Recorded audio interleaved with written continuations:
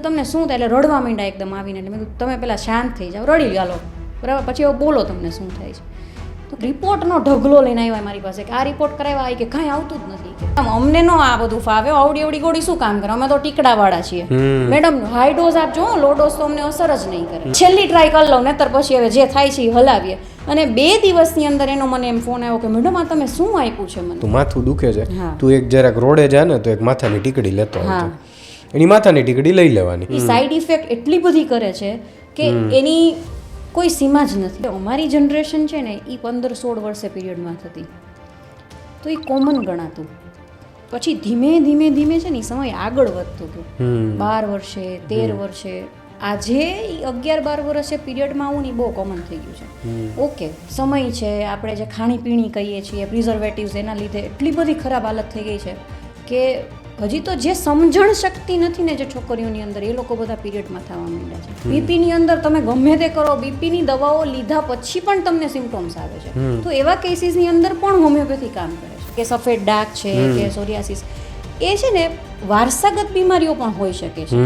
તો એને જ્યારે જળમૂળથી મટાડવું હોય ત્યારે ઓબ્વિયસલી એ વસ્તુ આપણને સ્લો લાગવા. વડીલોના કેટલા પ્રશ્નો છે, કેટલી દવાઓ એ ઓછી કરી શકે. નીંદર નું આવે વડીલોની અંદર, એના લીધે એટલું બધું એ લોકો ફ્રસ્ટ્રેટેડ થઈ જાય કે મેડમ રાત કરવું શું અમારે, એના લીધે પ્રોબ્લેમ થતું હોય છે. તો એ લોકો એ ફ્રસ્ટ્રેશનમાંથી બહાર કાઢવા માટે પણ હોમિયોપેથી એને મીઠી ગોળી અસર કરે, 100% કરે. એક જ વખત એ છોકરો પથારીમાં પેશાબ કરતો બંધ થશે એટલે એનું આખું પરિવાર બહાર નીકળી જશે, એકદમ મનમાં શાંતિ. મમ્મી આવીને એમ કે મેડમ શાંતિ થઈ ગઈ હો, તમે આ દવા આપીને. અમે લોકો એટલા ટેન્શનમાં આના લીધે હતા ને, હવે અમે ખુલ્લેથી બધું જ કરી શકીએ. વજન વધતો જ જાય, દવાઓ ચાલુ છે છતાં પણ, અથવા પાવર જ વધતો જાય છે એનો, કે 100 પાવર ચાલુ છે તો 150 થાય છે, 150 થાય તો એનાથી વિશેષ તો કેટલાક પાવર લઈ શકાય. મેં વાંચ્યું હતું બધું, મને આવડતું હતું, છતાંય હું એક્ઝામમાં લખી ન શક્યો, ભૂલી ગયો, ટાઈમે યાદ ન આવ્યું, બહાર આવીને પાછું યાદ આવી જાય. તમે ગયા તા ફરવા માટે તો એ યાદ રહેતો કે હા મેં, તો પછી યાદશક્તિનો પ્રોબ્લેમ કેવી રીતે હોય છે, કે પ્રોબ્લેમ કોન્સન્ટ્રેશનનો છે કે બીજી જગ્યાએ પ્રોબ્લેમ છે. એટલે એને એ કેસને સમજીને અમે લોકો એને કહીએ. છોકરો એટલો હેરાન થતો હતો આખી રાત, આ કોઈ કે સ્કૂલે નથી જતો, કેમ જાય, આખો દિવસ એટકી ખાઈ નથી શકતો, કે ખાવા દે તો એટકી આવે, કેમ ખાવું એ કે અમારે. પછી ધીરે ધીરે એ પેશન્ટમાં સરખું થયું. 4-5મા દિવસે એ પેશન્ટની એટકી બંધ થઈ ગઈ.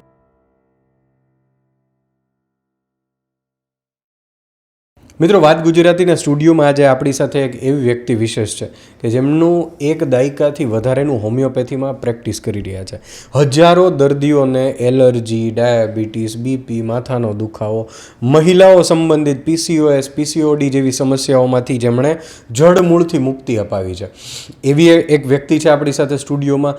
આ તમામ પ્રશ્નો, રોજિંદા જીવનના આપણા તમામ પ્રશ્નો હોય છે કે ભાઈ ઓકે આ થઈ ગયું, માથાની ટીકડી લઈ લીધી, વાત પૂરી થઈ ગઈ, મને સારું થઈ ગયું છે.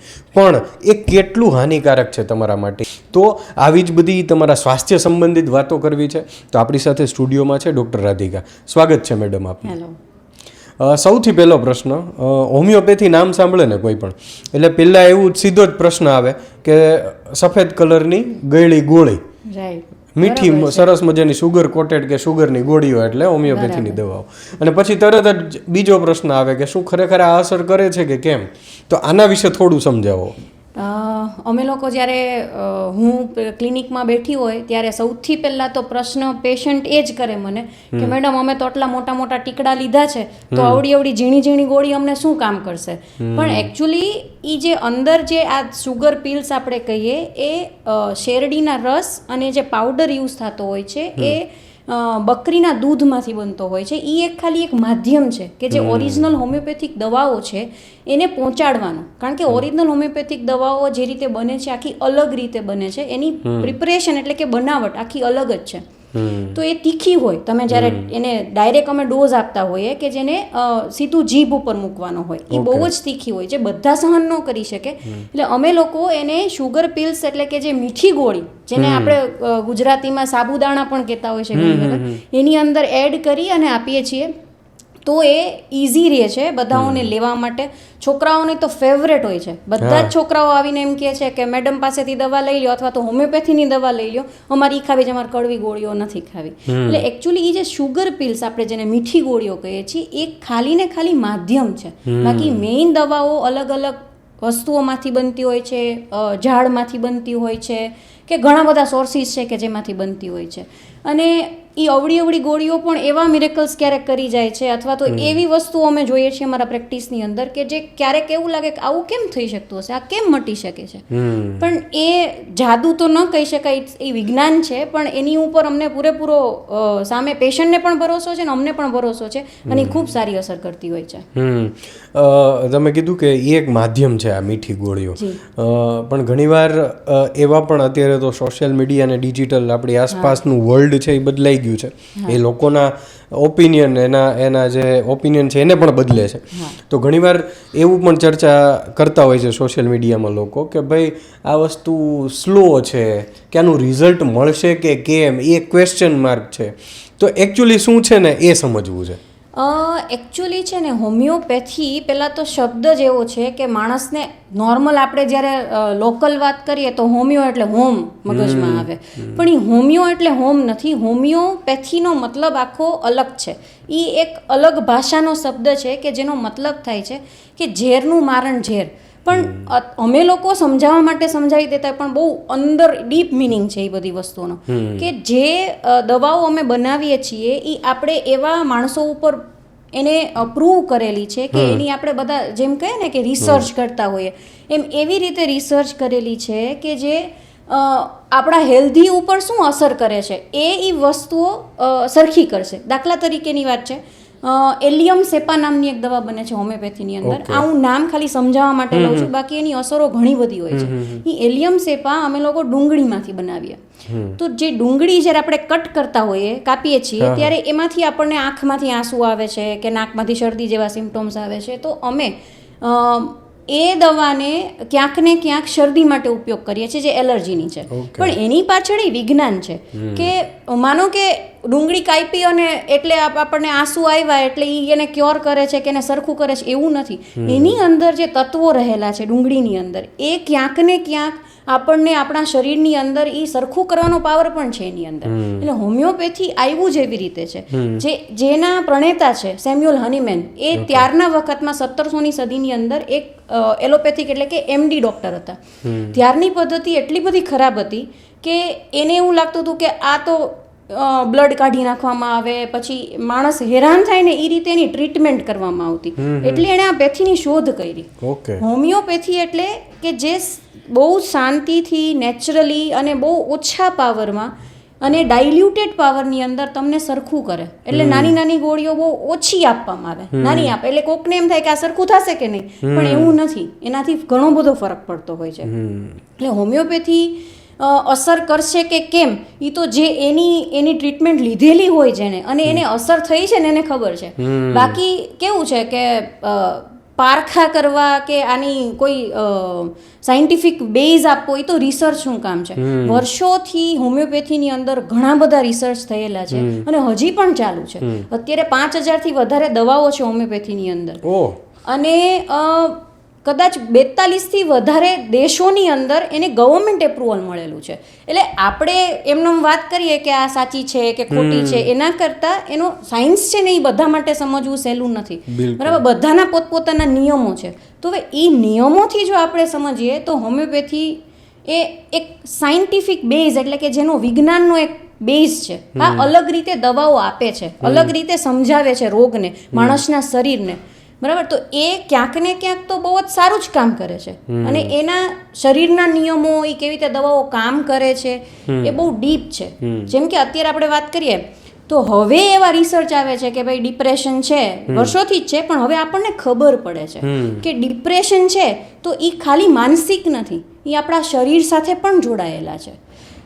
એને આપણા શરીર સાથે, આજુબાજુના વાતાવરણ સાથે, આપણી લાઈફસ્ટાઈલ સાથે, આપણી જીવનશૈલી સાથે ઘણો બધો બહુ અંદર રિલેશન છે એની સાથે. તો એ વર્ષોથી હોમિયોપેથી કહે છે એ વસ્તુ કે ભાઈ ઓકે આ વસ્તુઓ છે, એટલે જ અમે લોકો લાંબો કેસ લઈએ, માણસના માનસિક, શારીરિક બધી જ વસ્તુઓ પૂછીએ. એટલે હોમિયોપેથી વર્ક કરશે કે કેમ એ તો ટ્રિકી ક્વેશ્ચન છે પણ વર્ક કરે છે કારણ કે એ સાયન્સ છે. અને એટલા તમે છેલ્લા દશકામાં એટલા પેશન્ટ્સ પણ જોયા છે ને એને ટ્રીટ પણ કર્યા છે. મને ઇન જનરલ એક એવો પ્રશ્ન થાય, કોઈ એવો પેશન્ટ હોય કે જે કદાચ આવ્યું ત્યારે બિલીવ નહોતું કરતું કે ભાઈ હોમિયોપેથી વર્ક કરે છે કે નથી કરતું, એને તો આમ ક્વિક જ રિએક્શન જોતું હોય કે દવા લીધી ને કાલ સવાર સારું. તો એવી એકાદી કોઈ સ્ટોરી હોય, કોઈ એવું ઉદાહરણ હોય તો મારે સમજવું છે કે જે પહેલા નહોતું કરતું ને હવે લાઈક એ બીજા 10 લોકોને લઈને આવે છે કે ભાઈ આ કરો, આનું આટલું અસર કરે છે. એકચ્યુઅલી અમારો તો એ દરરોજનો અનુભવ છે. તમે કીધું ને કે સ્લો એક્ટિંગ છે, તો લગભગ જેટલા પેશન્ટ પહેલા આવે છે ને એમ જ કહેશે મેડમ આમાં તો બહુ વાર લાગે ને, મેડમ આમાં મને કેમ સરખું થશે. પણ સ્લો એક્ટિંગ છે ને એ એક એવો શબ્દ વણી લેવામાં આવ્યો છે હોમિયોપેથીની સાથે. પણ જ્યારે કોઈ જનરલી છે ને રોગના 2 પ્રકાર હોય, એક એક્યુટ અને એક ક્રોનિક. એટલે ગુજરાતીમાં કહીએ એક હમણાં જ થયેલો રોગ છે, અને એક ક્રોનિક એટલે જે વર્ષોથી તમારા શરીરની અંદર ઉતરી ગયેલો રોગ છે, જેને કાઢવા માટે મહેનત કરવી પડે. જેને તમે કદાચ અત્યારનો ગૂગલ સર્ચનો જમાનો છે તો ગૂગલ કરે એટલે એમાં લખે કે ભાઈ મોટાભાગના અમુક રોગો છે કે ભાઈ ઇનક્યોરેબલ, કે ભાઈ જેનો કોઈ એનો ક્યોર કે તમે એમાંથી એને કંટ્રોલ કરી શકશો, એને કંટ્રોલમાં રાખી શકશો. પણ હોમિયોપેથીની અંદર એ અમારો એડવાન્ટેજ છે. પણ હવે એવા લોકો જે રોગ, દાખલા તરીકે સોરિયાસિસ છે કે કોઈ એવા ઓટોઇમ્યુન ડિસઓર્ડર જેને કહી શકીએ કે વા છે, સંધિવા છે, ગઠિયો વા છે, કે એવા ઘણા બધા સ્કિનના, ચામડીના એટલા બધા રોગો છે કે જે એટલા વર્ષોથી પેશન્ટની જિંદગી સાથે વણાયેલા છે. પ્લસ એમાં એવું છે કે એનો એક વારસો પણ છે. દાખલા તરીકે અમુક રોગો આપણે કહીએ કે સફેદ ડાઘ છે કે સોરિયાસિસ, એ છે ને વારસાગત બીમારીઓ પણ હોઈ શકે છે. તો એને જ્યારે જળમૂળથી મટાડવું હોય ત્યારે ઓબ્વિયસલી એ વસ્તુ આપણને સ્લો લાગવાની, ટાઈમ લાગશે જ, કારણ કે એ ડેવલપ થયું તમારી અંદર એને વર્ષો થઈ ગયા, બાય બોર્ન છે. હવે જો હોમિયોપેથી કોઈ મેજિક નથી, એ એક સાયન્સ છે, એક વિજ્ઞાન છે, બરાબર. એમાંથી આપણે પેશન્ટને બહાર લાવવું છે. તો સ્લો ઈ વર્ડ ક્યાંથી આવ્યો છે કે ભાઈ એવું લાગે છે કે એ ધીમી અસર કરે છે, પણ કેવા રોગોની અંદર કે જે ડીપ છે. પણ એક્યુટ જો કહીએ કે જે તાવ, શરદી, ઝાડા, ઉલટી, જે અત્યારે સિઝન ચેન્જ થાય છે ને શરદી થાય છે, બરાબર, એલર્જી છે કોઈને, તો એવા એલર્જી છે ને એ બહુ ક્રોનિક રોગ છે, બરાબર. એટલે બહુ જૂનો રોગ છે. વર્ષોથી કોઈને નાકમાં શરદી આવતી હોય ને આંખમાંથી પાણી નીકળે છે, સવાર ઉઠે છીકાછીક થઈ પડે છે. પણ એને માનો કે સિઝન ચેન્જ થઈ કે કોઈ વસ્તુ થઈ તો એ એક્યુટ રોગ કહેવાય. તો એની અંદર અમે 1-2 દિવસમાં તો શું 20 મિનિટ અમે લોકો પ્રેક્ટિકલી કરીએ છીએ કે બહાર બેસો, ઓપીડીની અમારા કેબિનની બહાર બેસો, તમે 20 મિનિટમાં મને કહો છો તાવ ઉતરે કે નહીં, અને ઉતરે છે. ઓકે, એટલું ફાસ્ટ રિઝલ્ટ, એટલું પણ હકીકત કેવી છે કે એ બધું સમજાવવા માટે પેશન્ટને અને સમજવા માટે પેશન્ટને બહુ વાર લાગે છે, કારણ કે વર્ષોથી આ કહેવતો ચાલે છે ને, પૂર્વાગ્રહ બંધાઈ ગયો, બહુ જ પૂર્વાગ્રહ છે. અને તમે જે કીધું ને કે એવા કોઈ પેશન્ટ આવે છે તો દરરોજ આવે છે. અમારે તો એવું હોય કે મેડમ અમને નો આ બધું ફાવે, આવડી ગોળી શું કામ કરે, અમે તો ટીકડાવાળા છીએ, મેડમ હાઈ ડોઝ આપજો, લો ડોઝ તો અમને અસર જ નહીં કરે.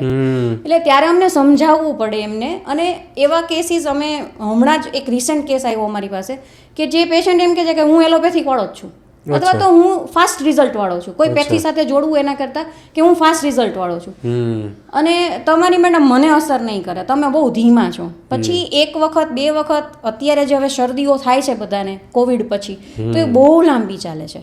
તો એને 1 વખત એવું થયું કે ભાઈ હવે આ કફ સિરપથી કે બીજી બધી દવાઓ ઘરગથ્થુ ઉપચાર કરી લીધા, નથી મળતું મારાથી. અને એવું દરરોજ એવું પેશન્ટ તો આવે જ છે. પણ એ પર્ટિક્યુલર પેશન્ટને ભરોસો નહોતો કે હોમિયોપેથી કામ કરશે. તો ત્યારે પછી કે મેડમ હવે એકેથી ફરક નથી પડતો તો તમે આપી દો દવા, બીજું ટ્રાય કરી લો, છેલ્લી ટ્રાય કરી લો, નહીતર પછી હવે જે થાય છે એ હલાવીએ. અને 2 દિવસની અંદર એનો મને એમ ફોન આવ્યો કે મેડમ આ તમે શું આપ્યું છે મને, કે આવી રીતે અસર કરે, એમ કે મને તમે હોમિયોપેથી ખરેખર આટલી ફાસ્ટ અસર કરે છે. તો પછી એણે એટલા બધા પેશન્ટ મોકલ્યા હોય કે ભાઈ અમને એમ થાય કે બસ હવે આ તમને આટલો બધો ભરોસો થઈ ગયો છે. કારણ કે જે વ્યક્તિ બિલકુલ નથી માનતું આની અંદર અને અચાનક એ અનુભવે છે રિઝલ્ટ, અને પછી સીધું એ બિલીવ કરવાનું શરૂ કરે. બીજો પ્રશ્ન વચ્ચે વાતમાં આવ્યું એલર્જી. એલર્જી પર્સનલ વાત કરું, હું મારી આસપાસ એટલા બધા લોકોને જોઉં છું જેને એ થાય છે, અચાનક આપણી સાથે અહીંયા બેઠા હોય તો કાંઈ ન હોય અને દરવાજો ખોલીને બહાર જઈને 2 મિનિટની અંદર તો એને એટલી એક્સ્ટ્રીમ છીકો, આંખમાંથી પાણી, નાકમાંથી પાણી, એટલું બધું સ્ટાર્ટ થઈ જાય છે. પછી એની ફિક્સ અમુક બાંધેલી દવાઓ છે કે આ દવા લઈ લીધી એટલે કંટ્રોલ થઈ ગયું, પણ એ એકચ્યુઅલી એને સમજી જ નથી શકતા કે મારી સાથે શું થાય છે. તો એમાં હોમિયોપેથી કેટલું કારગર છે એના વિશે વાત કરો.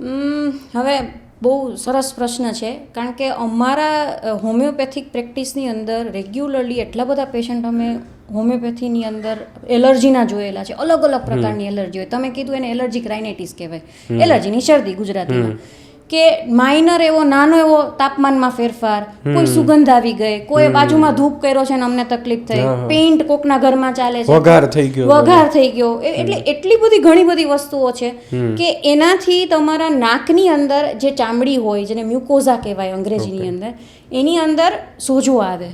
આપણા બોડીની જે ઇમ્યુનિટી, આપણે જેને રોગ પ્રતિકારક શક્તિ કહીએ, એ એટલું બધું રિએક્ટ કરી દે છે કોઈ પણ વસ્તુને કે જે નોર્મલ આપણી લાઈફમાં વણાયેલી, દાખલા તરીકે સુગંધ છે કે કોઈ વસ્તુ છે ખાવાની, કે જેનાથી એને એલર્જી ખાવાથી પણ થઈ શકે. ઠંડુ ખાધું કે એવો આથાવાળી વસ્તુઓ ખાઈ લીધી, એનાથી આંખમાં અને નાકમાં પાણી આવવા માંડે, તો ત્યારે આપણું ઇમ્યુન સિસ્ટમ એટલી બધી હાઈલી રિએક્ટ કરી દે છે, એટલું બધું એની અંદર આપણા ડિફેન્સ કે આર્મી મોકલી દે છે કે ભાઈ ના કંઈક તકલીફ થઈ જાય, તમે જલ્દી જાઓ, અને એ બધા સિમ્ટોમ્સ આપે છે. તો હવે આ પેશન્ટને તો ખબર જ નથી ને કે શું કામ થાય છે. હવે સવારે તમે બેસ્ટ કીધું કે ભાઈ સવારે ઉઠીને તરત જ છીકાછીક થઈ જાય, આંખમાંથી પાણી, નાહીને બહાર આવે છે તો આંખમાંથી નાકમાંથી પાણી, એવા કેટલા પેશન્ટ્સ આવે છે અને અમને લોકોને ખૂબ એટલે ખૂબ સારા રિઝલ્ટ મળે છે. એવું નથી કે હોમિયોપેથિક દવા ચાલુ છે ત્યારે જ સરખું થાય છે, ના, હોમિયોપેથિક દવાઓ અમે બંધ કરી દીધેલા છે. મારી પાસે એક પેશન્ટ છે, જૂના વર્ષોથી મારી પાસે આવે છે, એને 40 વર્ષથી છે એલર્જી, કે હું સમજ ન થયો ને ત્યારથી મને એલર્જી છે. હવે કે મેડમ હું ક્યાંય જઈ નથી શકતો. આમ જોવા જાવ તો તમને હેરાન નહીં કરે, પણ જે વ્યક્તિને છે એને ખબર છે કે મને કેટલું હેરાન કરે. આખો દિવસ તમે ઈ જ કન્ટિન્યુઅસ, અને ઈ તમને નાકમાંથી પાણી આવતું, ઇરિટેશન, કામમાં ફોકસ ન થાય, અને ઈ કામમાં ફોકસ, એની સાથે તમને એમ જ થાય કે હવે મને આ સરખું જ નહીં થાય, કારણ કે તમે પર્ટિક્યુલર દવાઓ લઈ લીધી છે, બરાબર, એ લ્યો ત્યાં સુધી સારું, 2 દિવસ 3 દિવસ વળી પાછી તમારે લેવી પડે. એની નીંદર એટલી બધી ઘણી વખત આવતી હોય છે, એની સાઈડ ઇફેક્ટ ક્યારેક એટલી બધી આવતી હોય છે કે પેશન્ટ હેરાન થઈ જાય છે. તો એ ગોતવા નીકળે, ગમે ત્યાં બહારગામ ગયા હોય ને પેલા એ દવા ભેગી રાખો. જ્યારે અમે એનો જડમૂળથી તમારી જે એબનોર્મલ જે ઇમ્યુનિટી છે એને અમે નોર્મલ કરીએ હોમિયોપેથિક દવાથી, પછી તમે જ્યાં ફરો ત્યાં ફરો. હા, એવું નથી કે પછી થાય જ નહીં કોઈ દિવસ, સિઝન ચેન્જ થાય, કોઈ તાપમાનમાં ફેરફાર તો માઇનર તમને થાય, પણ એ કેવું હોય કે તમને પછી ક્યારેય હેરાન ન કરે, એ સહન કરી શકો. જે એક્સ્ટ્રીમ હતું એ તો બંધ થઈ, અને એક્સ્ટ્રીમ એ બંધ થઈ જાય, મટી જાય. પણ હવે સિઝનલ શરદી તો થવાની જ છે, તો એ થઈ છે, પણ તમારી એલર્જી 100% જશે. તો બીજી એલર્જીની વાત કરીએ તો સીળસ, સ્કિનમાં, એ બહુ જ ખરાબ બીમારી છે. એમ લાગે કે સીળસ જ છે, પણ સીળસથી માણસો એટલા બધા હેરાન થાય છે. સીળસ ચામડીમાં નીકળે તો અતિશય ખંજવાળ આપે, ઇવન હોઠ ઉપર, મોઢા ઉપર, કાનની અંદર, એવી બધી જગ્યાએ સીળસ નીકળે કે જે માણસને હેરાન કરી દે. હવે ત્યારે એ ટાઈમે તમે જો હોમિયોપેથિક દવાઓ લીધેલી હોય અને તમે એનાથી ધીમે ધીમે સાજા થતા હોય તો સીળસ નીકળવાનો દર અને એની જે ઇન્ટેન્સિટી, આપણે કહીએ કે જેટલી પ્રમાણમાં નીકળતું એ ધીરે ધીરે ઓછું થઈને બંધ થઈ ગયા છે. અમે ઘણા બધા પેશન્ટ ટ્રીટ કર્યા છે, અને માણસોના મોઢા ઉપર જે ખુશી છે ને કે ભાઈ મેડમ થેન્ક યુ, તમે અમને સરખું કરી દીધું, અમે હેરાન થઈ ગયા હતા, એ આખો એમનો પોતાનો હાવભાવ છે ને, અથવા તો એની જે ખુશી છે ને એ આખી અલગ જ હોય છે. એટલે મેડિકલી જોવા જઈએ તો એ ક્યોર કહીએ અમે હોમિયોપેથીની અંદર.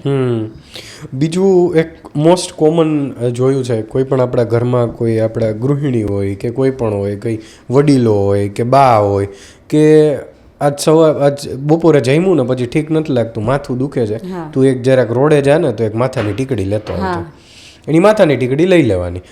અમુક વિસ્તારમાં, અમુક ગ્રામીણ વિસ્તારમાં તો કરિયાણાની દુકાન ઉપર માથાની ટીકડીઓ મળે છે. તો આ કેટલું હાનિકારક, અને આનું સોલ્યુશન શું હોઈ શકે?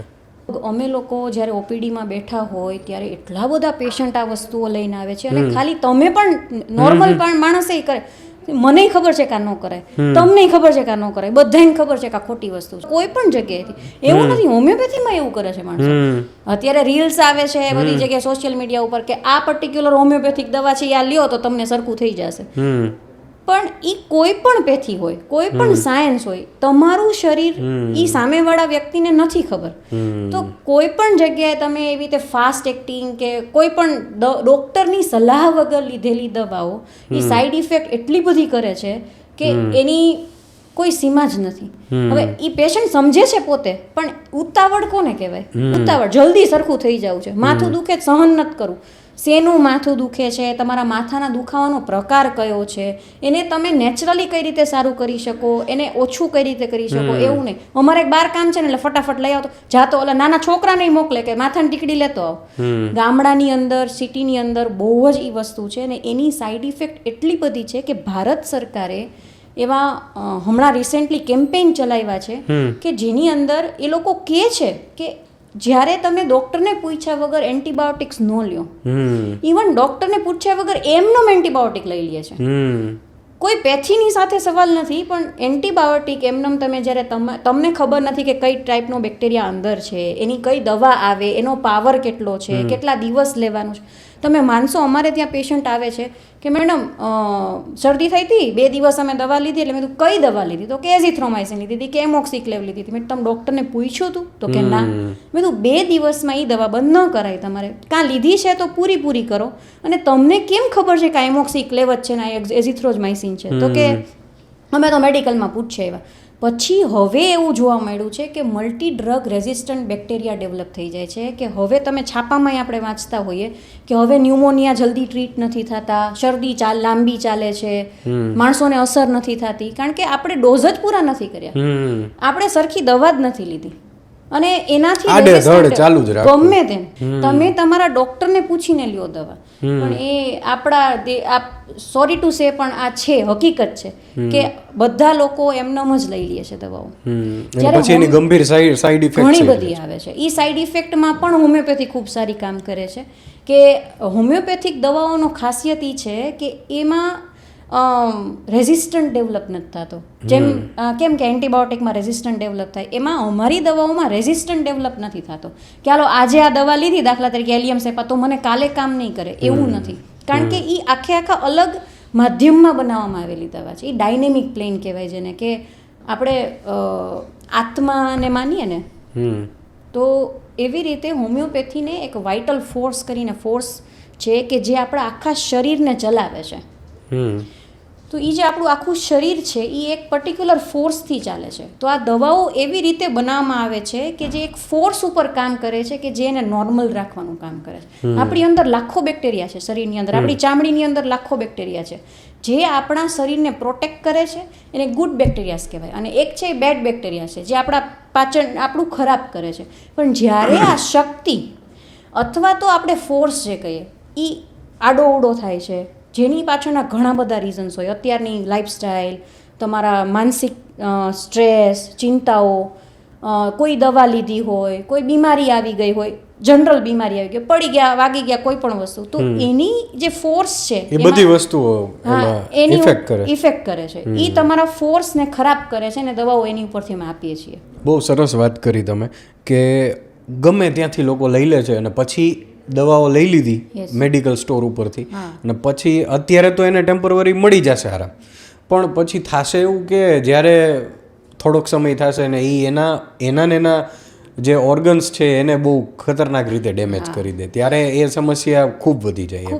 કારણ કે પેશન્ટને ખબર જ નથી કે આ દવા જે હું લઉં છું એ મારા બોડીની અંદર સાઈડ ઇફેક્ટ શું કરે છે. કારણ કે એ લોકો તો જનરલ ખાલી એને ખબર જ છે કે ભાઈ આ દવા લઈ લેવાય માથા, પણ એ માથાના દુખાવા કેટલી બધી પ્રકારના છે. માઇગ્રેન હોઈ શકે, પિત્તનું માથું હોઈ શકે, સ્ટ્રેસ હેડેક કે જે ચિંતાના કારણે થતું હોય કે બહુ વધારે પડતું એના લીધે થતું હોય. પણ બધામાં તમે એક જ દવાઓ લેશો એ તમને, અને સામેવાળા મેડિકલ સ્ટોરમાં જાઓ છો કે કોઈ પણ પાસે જાઓ છો તો એવું જરૂરી થોડું છે કે એને ખબર છે કે તમને કોઈ બીમારી છે સાથે, તમારે કોઈ દવાઓ ચાલુ છે, એક્ઝિસ્ટિંગ, એ ખબર નથી, અને તમે આ દવા લેશો એ તમારી ચાલુ દવાની સાથે એની સાથે શું કનેક્શન છે એ આપી દેશે. હવે ક્યાંક ને ક્યાંક એ દવાઓનું ઇન્ટરેક્શન થતું હોય અથવા તો તમારા બોડીની અંદર બીજી વસ્તુઓનું ઇન્ટરેક્શન થતું હોય તો એ ખબર જ નથી સામેવાળાને, અને એ ક્યાંક ને ક્યાંક એટલું બધું નુકસાન કરે છે કે એ પેશન્ટને ખબર નથી, પછી જ્યારે વધીને બહાર આવે છે ને ત્યારે પેશન્ટ એમ કહે છે કે આટલું બધું વધી ગયું, મને તો કાંઈ હતું જ નહીં, મેં તો રિપોર્ટ કરાવ્યા ત્યારે મને ખબર પડી કે મને આ આવી ગયું છે, મને કિડની ડેમેજ થઈ ગઈ છે મારી, મને તો ખબર જ નહોતી. પણ હકીકતે આપણે જે પાછળ જે કરેલું છે એની કંઈક રિફ્લેક્શન ક્યાંક ને ક્યાંક તો આવવાનું છે ને વાત, તો એના લીધે આ બધી તકલીફો થાય છે. એટલે અમે લોકો તો સખત ના પાડીએ કે તમે લોકો જો અહીંયા કોઈ પેથીની વાત નથી, કોઈ પણ વસ્તુ તમે તમારી જાતે ન કરો, કારણ કે આપણને હવે અમે ડૉક્ટર છીએ તો અમે જે હ્યુમન બોડી આપણે જે સમજીએ છીએ, આપણે આપણી જાતમાં ભગવાને આપેલું એટલું બધું સરસ આપણું આ બોડી છે, એને આપણે ખબર નહીં, આપણે સમજતા જ નથી. ગમે તે વસ્તુઓ ખાઈ લઈએ છીએ બહારથી અંદરથી, આપણી લાઈફસ્ટાઈલ એટલી બધી ખરાબ થઈ ગઈ છે કે, અને પછી એના લીધે જે તકલીફો થાય છે એની આપણે ટેમ્પરરી સોલ્યુશન ફટાફટ થઈ જવું જોઈએ બધું. આપણે ભૂખ્યા રહીએ છીએ, સમય જાતે ખાતા નથી, ખાવા પીવામાં એટલી બધી ખરાબ આપણી આદતો થઈ ગઈ છે, આપણી શરીરને શું સૂટ કરે છે એ આપણને ખબર જ નથી. અને પછી આપણે કંઈક તકલીફ થાય એટલે આપણે એને કેવી રીતે મટાડવું એ આપણી જાતે જ નક્કી કરી લઈએ છીએ. હકીકતે મારું એવું માનવું છે કે આપણે આપણા શરીરને સમજતા જ નથી. આપણા શરીર, આપણા મનને જે આપણને એટલું બધું ઇઝીલી મળી ગયું છે ને એ આપણને નથી ખબર. અને એની યારે એટલા બધા એક્સપેરિમેન્ટ કરી નાખીએ છીએ કે માણસો બહુ બધી બીમારીઓ એમાં આવી જાય છે. દાખલા તરીકે બહુ જ દાખલા તરીકે ડાયાબિટીસ, બીપી એનું હબ બની ગયું છે. તારે ઓબેસિટી, ડાયાબિટીસ, બીપી, કેટલા બધા હૃદયના રોગો કયો કે છોકરીઓમાં પીરિયડ્સના પ્રોબ્લેમ જે થઈ ગયા છે અત્યારના જમાનામાં, પીસીઓડી, પીસીઓએસ જેને કહેવાય, એ એટલું બધું વધી ગયું છે. પણ એ બધા લાઇફસ્ટાઇલ ડિસઓર્ડર છે, આપણે જાતે ઊભી કરેલી સમસ્યાઓ છે. હવે એની જાતે સમસ્યા ઊભી કરેલી, જાતે ને જાતે દવાઓ લઈએ. અને નવાઈની વાત તો એ લાગે કે જ્યારે એ તમને પ્રિસ્ક્રાઇબ કરેલી ચાલો દવા તમે લ્યો છો ડાયાબિટીસ માટે, તમે કોઈ પણ હાઇપોગ્લાયસેમિક ડ્રગ લો કે ભાઈ તમારી શુગર ઘટાડે, કે હોમિયોપેથિક ઉપર છો કે આયુર્વેદ ઉપર છો, તમે કોઈ પણ વસ્તુ ઉપર છો, પણ તમે કરો છો શું? જાતે દવાઓ બંધ કરી દો છો. દવાઓ સાઈડ ઇફેક્ટ કરે છે. મને તો કંઈ થતું જ નથી, મારું બીપી તો નોર્મલ આવે છે. કોઈ પણ ડૉક્ટરને કન્સલ્ટ કર્યા વગર દવાઓ બંધ કરી દે છે. અને પછી એક લેવલ એવો આવે છે કે સ્ટ્રોક આવી જાય છે, કે પેરાલિસિસ થઈ જાય છે, કે લકવા થઈ જાય છે. ત્યારે ડૉક્ટર પૂછે કે તમે દવાઓ લ્યો, તો કે તો મેં બંધ કરી દીધી. કોને પૂછીને બંધ કરી? તો કે ખબર નથી. તો એવા કેસીસની અંદર હોમિયોપેથીનો ક્યાં રોલ છે એ અમે કહી શકીએ કે જેને લાઇફસ્ટાઇલ ડિસઓર્ડર આપણે કહેવાય. અત્યારે ડાયાબિટીસ, બીપી, કોલેસ્ટ્રોલ, ઓબેસિટી કયો કે પીસીઓડી કે જે પીરિયડના પ્રોબ્લેમ્સ જે છોકરીઓને થયા છે, એની અંદર હોમિયોપેથી એવું કામ કરે છે કે માનો કે જૂની તમને ડાયાબિટીસ છે દાખલા તરીકે, તો તમારું કંટ્રોલમાં જ નથી. HbA1c કે 3 મહિનાનું મીન આપણે કરાવીએ, 7 રહીએ છે, 7.5 રહીએ છે, 8 રહીએ છે, દવાઓ ચાલુ છે છતાં પણ તમારું ડાયાબિટીસ કંટ્રોલમાં નથી. તો હોમિયોપેથી એવું બિલીવ કરે છે કે તમારા ડાયાબિટીસ છે ને બહુ કોમ્પ્લેક્સ છે, એની ઘણા બધા ટાઈપ્સ છે, 1 ને 2 ને. હવે એ બધું આપણને ખબર નથી, પણ આપણે શું કરીએ, ડૉક્ટરે જે પ્રિસ્ક્રાઇબ કરેલી દવાઓ છે એમાં એની જાતે જ ડોઝમાં ફેરફારો કરી નાખીએ છીએ.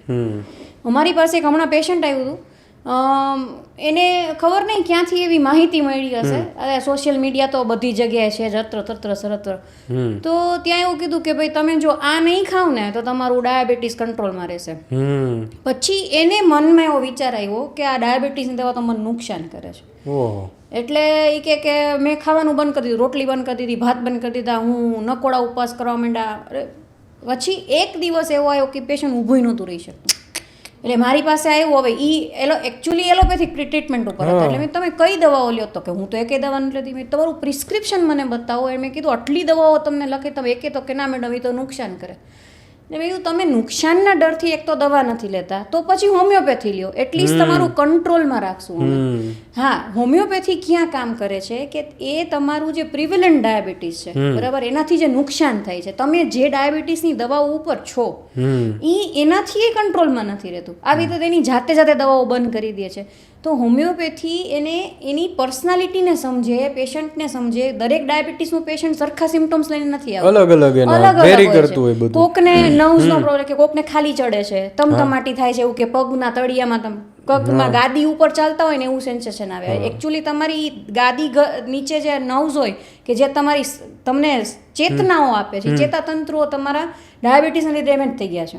હવે એ બધાની અંદર અથવા તો ડાયાબિટીસને કંટ્રોલ કરવાની અંદર અમે આખા પેશન્ટને એઝ અ પર્સન આખો કેસ પૂછીએ અને એની ઉપરથી એને અમે દવા આપીએ તો એ અમે કંટ્રોલ કરી શકીએ છીએ. એવું જરૂરી નથી કે અમે આગલી દવાઓ બંધ કરાવશું. અને એવું અમને બહુ મિથ્સ આવે કે ભાઈ તમે લોકો તો રિપોર્ટ નથી કરાવતા ને, તમારે ક્યાં રિપોર્ટની જરૂર છે. એટલે એવું નથી. અમે લોકો બધું પ્રોપર સાયન્ટિફિકલી સ્ટડી કરી અને પછી અમે લોકો તમને દવા આપીએ છીએ. એવી રીતે બીપી, કોલેસ્ટ્રોલ, તો એ દવાઓની સાથે લાઇફસ્ટાઇલ ચેન્જીસ કરાવવાનું કહીએ છીએ કે જે ઓબ્વિયસ છે. ડાયટ તમારું કે ભાઈ ખાવા પીવામાં ફેરફાર કરો. તમારા ડાયટની અંદર માનો કે માખણનું પ્રમાણ વધારે છે, તમારું બેઠાડું જીવન છે, તો અમે તમને એ પણ સમજાવીએ હોમિયોપેથિક એઝ અ હોમિયોપેથ. હું એ સમજાવું કે તમારું ખાલી દવાઓથી નહીં થાય, તમારે આ બધી વસ્તુઓમાં ફેરફાર કરશો તો આ બધી વસ્તુ થશે. પણ ખબર નહીં આપણા ભારતની અંદર આ વસ્તુઓ બહુ ઓછી છે કે દવાઓ ખાવ અને નહીં અને પછી ડેમેજ થઈ જાય, કિડની ખરાબ થઈ ગઈ કે લંગ ડાયાબિટીસના લીધે ખરાબ થઈ ગયા, પછી એવું થાય કે હવે આનું શું થશે. તો એવા એન્ડ સ્ટેજ ડિઝીઝીસ જે છે એમાં હોમિયોપેથી ઘણી કામ કરતી હોય છે. અમારી પાસે એક પેશન્ટ છે, એને ડાયાબિટીસના લીધે પગ એને ગેંગ્રીન થઈ ગયું હતું, તો કપાવવો પડ્યો. ઓકે, તો એને અમે હોમિયોપેથીની અંદર ટ્રુલી સર્જિકલ ડિઝીઝીસ કહીએ. એને નહીં એટલે અમે ગેંગ્રીન પણ મટાડીએ છીએ હોમિયોપેથીની અંદર. ગેંગ્રીન હા 100%, પણ એ કોઈને ખબર નથી કે ગેંગ્રીન છે તો અમે એને મટાડીએ છીએ કારણ કે તમારી નર્વ્સ ડેમેજ થઈ, ખરાબ થઈ ગઈ છે તમારી, તો એને આગળ ઇન્ફેક્શન ન થાય એવી દવાઓ આપી શકીએ. તો એમને હિલિંગ જ નહોતું આવતું. હવે એ જે આખી કાપી દીધું હોય એ સરખું તો થવું જોઈએ ને, એ નહોતું થતું. તો હોમિયોપેથિક દવાથી મેં એને આપી તો એની આખી હિસ્ટ્રી લીધી મેં, એના વડવાઓને શું હતું, તમને કેવું હતી, તમારી લાઇફસ્ટાઈલ કેવી હતી, એની ઉપરથી મેં એને સૂટ કરતી એક દવા આપી કે જે એના હિલિંગ માટે ઇમ્પોર્ટન્ટ હતી. એ પેશન્ટનો મને ફોન આવ્યો, મેડમ મને હવે ઘણું સારું છે, બાકી કે મારા મસલ્સ બોન સાથે ચોટતા જ નહોતા. એટલે આવા કેસીસ કેવા અનટોલ્ડ છે, કોઈને ખબર નથી ખબર. તો એવીમાં પણ કામ કરે છે. બીપીની અંદર તમે ગમે તે કરો, બીપીની દવાઓ લીધા પછી પણ તમને સિમ્ટોમ્સ આવે છે, તો એવા કેસીસની અંદર પણ હોમિયોપેથી કામ કરે છે કે ભાઈ તમારા એ સિમ્ટોમ્સ કે તમને જે આમ અનઇઝી લાગે છે અંદરથી, મને મજા જ નથી આવતી, તો એને પણ ટ્રીટ કરવામાં કામ કરે છે. બીપી કંટ્રોલ કરવામાં પણ કામ કરે છે. અને ઘણા બધા કેસીસની અંદર બહુ એવું, જો બધામાં શક્ય નથી, પણ જે લોકોને હજી બીપી આવ્યું જ છે, બોર્ડર લાઈન ઉપર છે, શરૂઆત છે, તો એને અમે એક્સ્ટ્રા જેને બહુ વધારે છે ઘણા વર્ષોથી એને ટ્રીટ થશે કે કેમ, તો કંટ્રોલ થઈ શકે. હા, કંટ્રોલ થઈ શકે, એને સારી રીતે ડેમેજ થયા વગર કંટ્રોલ કરી શકે, 100% કરી શકીએ અમે લોકો. પ્લસ પીસીઓડીની જો વાત કરીએ તો એ તો એવડો મોટો ઇશ્યુ છે અત્યારે કે એક તો પહેલાં છોકરીઓ છે ને બહુ વહેલી પીરિયડમાં થાય છે. અમારી પાસે આ છેલ્લા દાયકાની અંદર એવો ફરક અમે જોયો છે જ્યારે અમે પ્રેક્ટિકલી બેઠા હોઈએ ને ત્યારે, કે અમારી જનરેશન છે ને એ 15-16 વર્ષે પીરિયડમાં થતી, તો એ કોમન ગણાતું. પછી ધીમે છે ને એ સમય આગળ વધતો ગયો, 12 વર્ષે 13 વર્ષે, આજે 11-12 વર્ષે પીરિયડમાં આવું ને બહુ કોમન થઈ ગયું છે. ઓકે, સમય છે, આપણે જે ખાણીપીણી કહીએ છીએ, પ્રિઝર્વેટિવ્સ, એના લીધે એટલી બધી ખરાબ હાલત થઈ ગઈ છે કે હજી તો જે સમજણ શક્તિ નથી ને જે છોકરીઓની અંદર, એ લોકો બધા પીરિયડમાં થવા માંડ્યા છે. હવે એને હેન્ડલ કરવાની કેપેસિટી છોકરીઓની હોવી તો જોઈએ, ઉંમર એની મેન્ટલ સ્ટેટ નથી, એને ખબર જ નથી કે આને હું કેવી રીતે મેનેજ, આ પીરિયડ થાય તો શું કહેવાય. નો ડાઉટ બધું હવે જાણે જ છે, ઇન્ટરનેટમાં નાખો એટલે ખબર પડી જાય છે, પણ એ વસ્તુ અને એની યારે જે પ્રોબ્લેમ્સ થાય છે, પેટમાં દુખાવો થાય, જેને PMS એટલે પીરિયડ આવે એ પહેલાં તમને સિમ્ટોમ્સ આવે, પહેલું માસિક આવે એ માસિક પહેલાં તમારી અંદર જે હોર્મોનલ ચેન્જીસ થતા હોય એ, પ્લસ હવેનો સિનારીઓ એવું છે કે પહેલાંના જમાનામાં PCOS બહુ ઓછું હતું. PCOS એટલે આપણે ગુજરાતીમાં કહીએ ને કે બીજ છૂટું ના પડે, અને તમે જે અંડાશય હોય તમારું કે જેમાંથી બીજ છૂટું પડે ને દર 30 દિવસે તમારી સાયકલ આવે, તો એમાં હવે બીજ જ છૂટું નથી પડતું. ત્યાં નાની સિસ્ટની અંદર એ ગોઠવાઈ જાય. આ હું બહુ સિમ્પલ ભાષામાં કહું છું, બાકી બહુ કોમ્પ્લેક્સ અને આખા બોડીને આવરી લેતી પ્રોસિજર છે. એમાં તમારો એક પણ અવયવ બાકી ન હોય. PCOS છે એ વસ્તુ એવી છે કે જેની અંદર મલ્ટિપલ વસ્તુઓ કામ કરે. ઇવન એમાં તમારું એક ટાઈપનું ગ્લુકોઝ રેઝિસ્ટન્સ એ ડેવલપ થાય છે કે તમને ક્યાંક ને ક્યાંક મેટફોર્મિન આપવામાં આવે છે. કેમ તો કે ભાઈ તમારા બોડીની અંદર એનું ઇન્ટરેક્શન થાય છે. તો છોકરીઓ અત્યારે એની અંદર ઓબેસિટીનું પ્રમાણ એના લીધે વધતું જાય છે. પછી અનવોન્ટેડ હેર, જેને હર્સ્યુટિઝમ કહેવાય, એટલે વાળ આવે દાઢીએ એવી જગ્યાએ કે જ્યાં છોકરીઓને હેર નથી, તો એ એટલી બધી નુકસાન કરે છે. પ્લસ પીરિયડ આવતું જ નથી, 2 મહિના 4 મહિના હોર્મોનની પિલ્સ લે તો આવે છે, નહીતર નથી આવતું. પછી કેટલાક વખત લે, કંટાળે કે જો હું દવા લઉં છું તો આવે છે, નહીતર આવતું જ નથી. હવે એની પોતાની સાઈડ ઇફેક્ટ્સ હોય, પ્લસ રોગ પોતે છે PCOD, polycystic ovarian disease syndrome, એની પોતાની ઘણી બધી સાઈડ ઇફેક્ટ છે, આગળ જતાં ઘણી બધી તકલીફ કરે છે. તો એની બધી જ અકસીર દવાઓ હોમિયોપેથીની અંદર છે, કે જે અમે બહુ સારી રીતે જળ મૂળથી નેચરલ વસ્તુઓથી મટાડીએ છીએ અમે, કે ભાઈ કોઈ હોર્મોન્સ નથી આપતા, તમને સૂટ કઈ કરે છે દવા, તમારી પર્સનાલિટી, તમારો સ્વભાવ, તમારી રહેણી કેણી, એ બધાને એક તો ફેરફાર કરવાનું કહીએ, તમારે કયો સ્ટ્રેસ છે, કારણ કે આ બધા લાઇફસ્ટાઇલ ડિસઓર્ડર્સમાં આવે છે.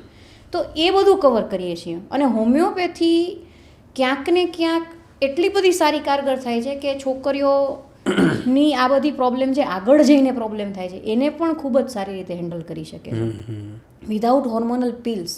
એટલે એ પણ થઈ શકે છે. કેમ કે આ એક ગંભીર ઇસ્યુ છે ને, એ ખાસ તો બાળક કરતા તો એની માતા માટે બહુ ટેન્શનનો વિષય હોય.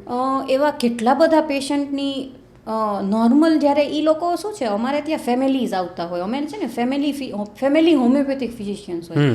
હોમિયોપેથિક એટલે એના આખા ફેમિલી મેમ્બર્સનાથી એક આવતું હોય, એમાંથી 2 આવે, 5 આવે, 10 આવે, એટલે આખા ફેમિલીની અમને ખબર છે.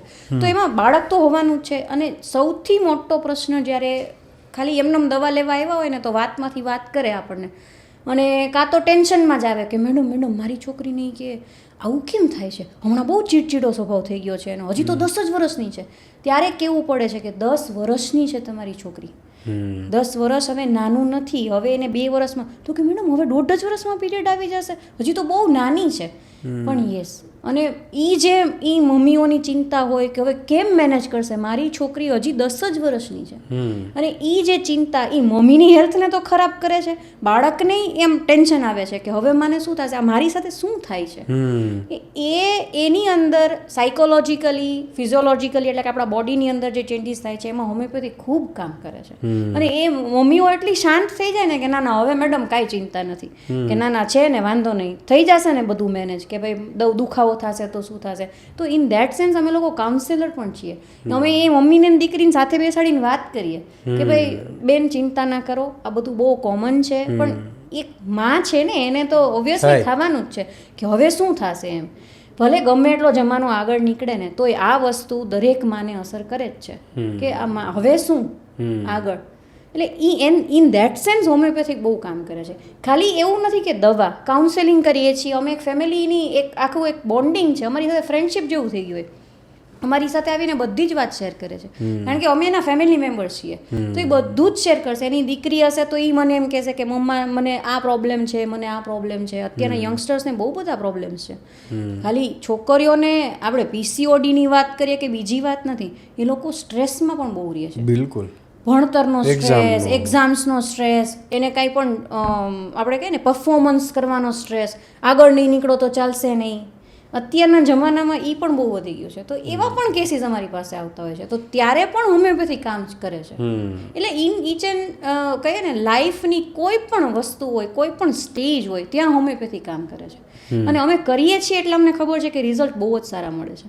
અને એમાંય ઓછી, જો હોમિયોપેથી દવાની ઇફેક્ટ તો છે જ, બરાબર, તો સાઈડ ઇફેક્ટ એ હોય, પણ ક્યારે કે તમે બહુ વધારે પ્રમાણમાં કોઈ પણ જાતના માર્ગદર્શન વગર કે એમનેમ તમે ઓવરડોઝિંગ કરી નાખો. ઓવર એટલે હોમિયોપેથીમાં ઓવરડોઝિંગ એટલે આખી અલગ વસ્તુઓ થાય. કારણ કે હોમિયોપેથી છે ને બહુ નાના નાના ડોઝ આપે તમને, કે જે તમને સાઈડ ઇફેક્ટ નહીં કરે.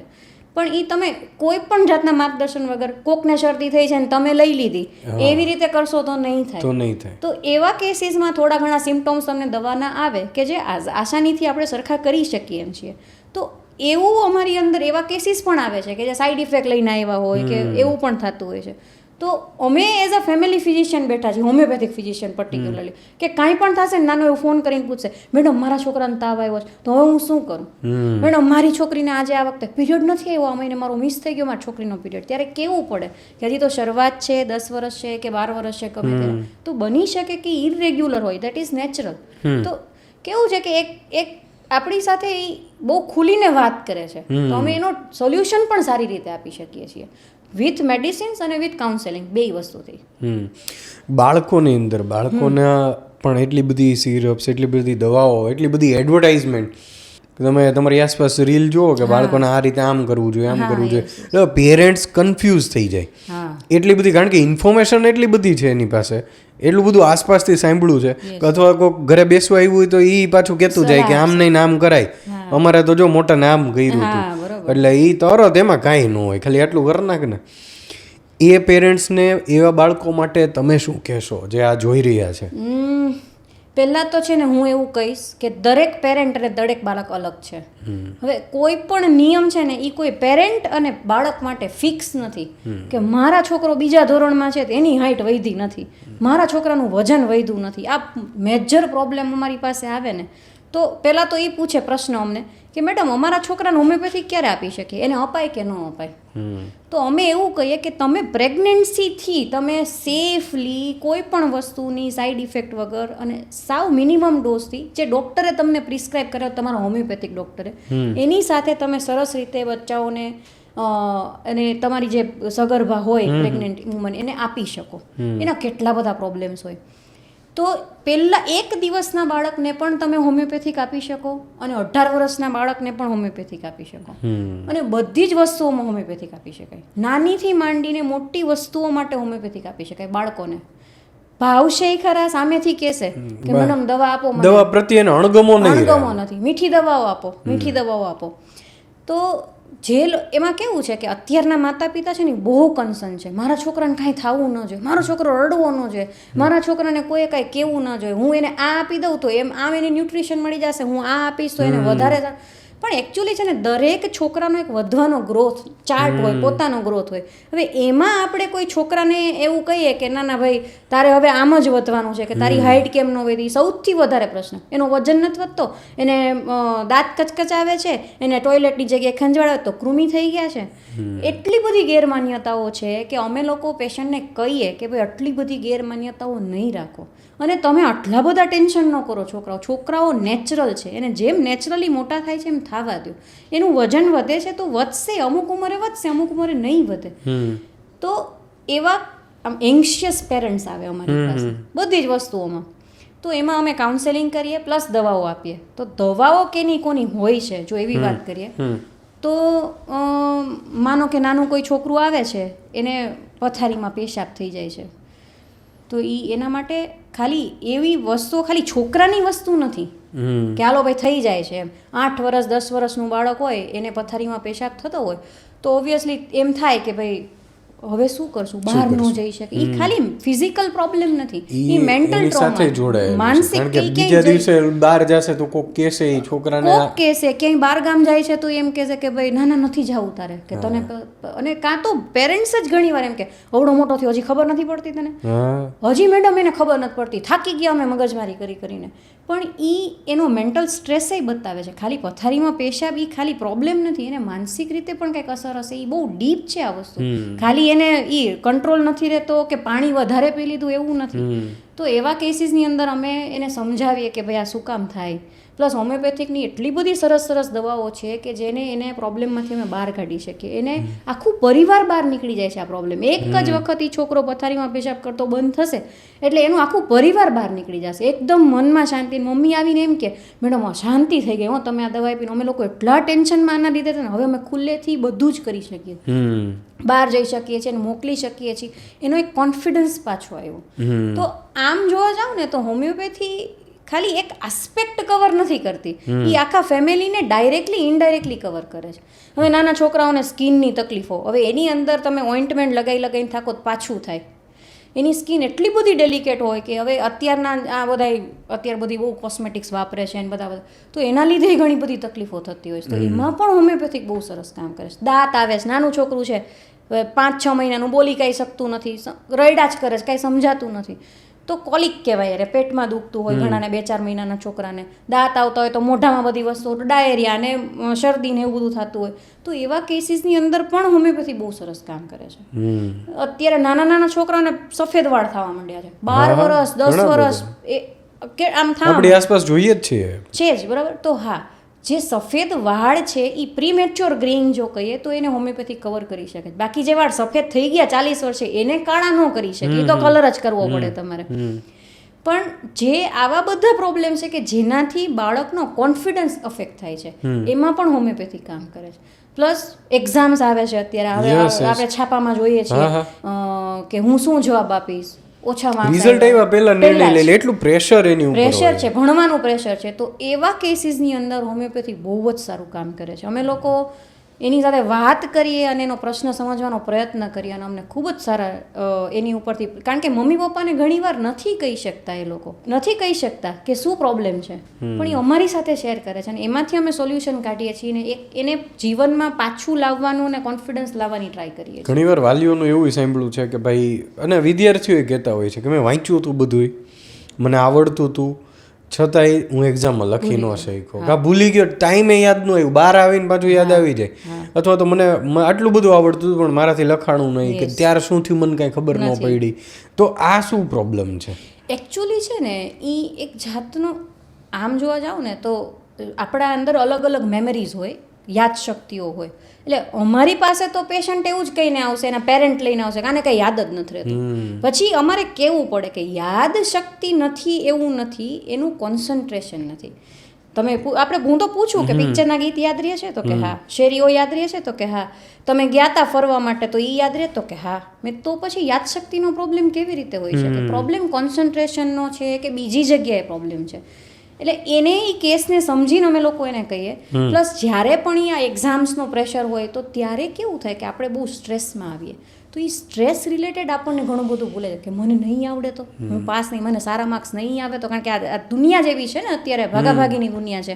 આગળ નહીં આવો તો કોઈ ગણશે નહીં, પહેલો નંબર જ લેવાનો છે તમારે નીટ ક્લિયર કરવાની છે અને બીજી કોઈ પણ જે કોમ્પિટિટિવ એક્ઝામ્સ, એટલે એનું પ્રેશર એટલું બધું હોય છે, રાત રાત સુધી જાગે છે, 2-3 કલાક જ બાળકો સૂવે છે, જે ખરેખર હેલ્થ માટે સારું નથી.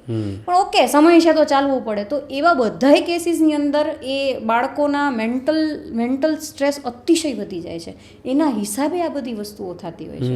તો એમાં પણ હોમિયોપેથી કામ કરે છે. પણ એકચ્યુઅલી કેવું છે કે કોઈને આસ્પેક્ટ ક્યારેય ખબર જ નથી, લોકોને આઈડિયા જ નથી કે આના માટે હોમિયોપેથી દવા હશે કે શું, મને બી વિચાર જ ન આવે, કોઈને ખબર જ નથી કે. પણ અમે લોકો કરીએ છીએ જેને પરફોર્મન્સ એન્ઝાઇટી કહેવાય. ખાલી છોકરાઓને નહીં, આ કોર્પોરેટ વર્લ્ડની અંદર આપણે હોઈએ છીએ તો ત્યાં પણ પરફોર્મન્સ ટાર્ગેટ્સ હોય છે, ટાર્ગેટ્સના લીધે ઘણી બધી પ્રોબ્લેમ થઈ જાય છે, સ્ટ્રેસ, એન્ઝાઇટી.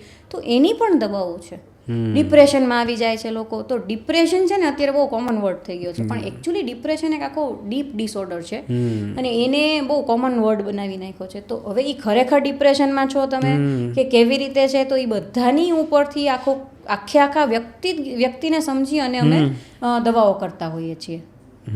યસ. બાળકોની વાત કરી આપણે, મહિલાઓની વાત કરી, ગૃહિણીઓની વાત કરી, વડીલો કે જે ઓલમોસ્ટ એને રોજની સવારની, બપોરે જે ભૂખ્યા પેટની, જમ્યા પછીની બધી દવાઓ એની ફિક્સ જ છે. સવાર ઉઠીને આ લઈ લેવાની, તારા દાદાને આપવાનું છે, તારા બાને આપવાનું છે, આ ફિક્સ છે. અને એ વડીલોને એવું સાંભળવા મળતું હોય, તમે ઓલી દવા ભૂલી ગયા છો, તમે આ નથી લેતા, તમને શું વાંધો છે, આવું બધું આપણે સાંભળતા હોઈએ. વડીલોના કેટલા પ્રશ્નો છે, કેટલી દવાઓ એ ઓછી કરી શકે, અને એ લોકો શું હોમિયોપેથી એમને કઈ રીતે હેલ્પફુલ થઈ શકે, એ વડીલો વિશે થોડું સમજવું છે. વડીલો એટલે કે જીરિયાટિક કેસીસ, એની અંદર હોમિયોપેથીના ખૂબ સરસ રોલ છે. એક તો કેવું છે કે જ્યારે આપણે અમુક ઉંમરથી મોટા થાય ને ત્યારે આપણી જે નવી બનવાની ક્ષમતા હોય ને ઓછી થઈ ગઈ હોય. આપણી અંદરના જે સ્નાયુઓ હોય, આપણી અંદરના જે બોન્સ હોય, એ બધી વસ્તુઓ ઓલમોસ્ટ છે ને એ નવી બનવાની જે પ્રક્રિયા અતિશય ધીમી થઈ ગઈ હોય.